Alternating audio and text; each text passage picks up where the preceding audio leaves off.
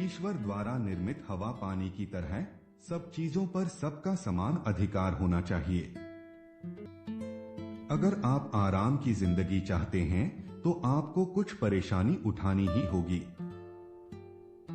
नियमों का विधान मनुष्य के लिए किया गया है, मनुष्य का निर्माण नियम के लिए नहीं हुआ है।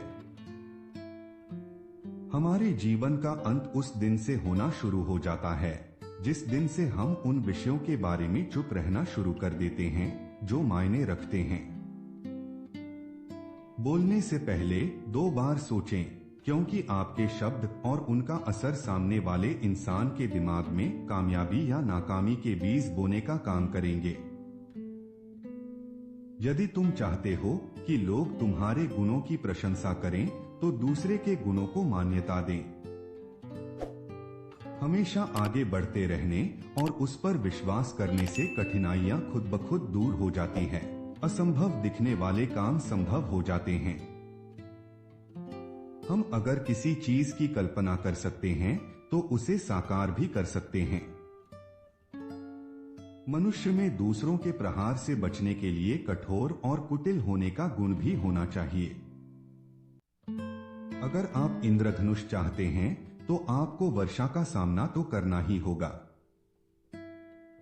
बंदरगाह में खड़ा जलयान सुरक्षित होता है, लेकिन जलयान वहां खड़े रहने के लिए नहीं बने होते।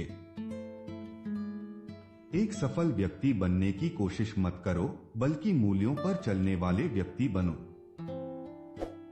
अपना जीवन जीने के केवल 2 ही तरीके हैं। पहला यह मानना कि कोई चमत्कार नहीं होता है, दूसरा कि हर वस्तु एक चमत्कार है। मित्र वे दुर्लभ लोग होते हैं जो हमारा हालचाल पूछते हैं और जवाब सुनने के लिए रुकते भी हैं। कर्मशील लोग शायद ही कभी उदास रहते हों। कर्मशील और उदासी दोनों साथ साथ नहीं रहती। सफलता के लिए दूसरों की बुराइयों से ज्यादा अपनी अच्छाइयों पर ध्यान देना जरूरी है। यदि तैयारी में आप नाकाम हैं, तो आप नाकामी की तैयारी में हैं। जिसके पास धैर्य और परिश्रम का फल है, वह जो कुछ इच्छा करता है उसे प्राप्त कर लेता है।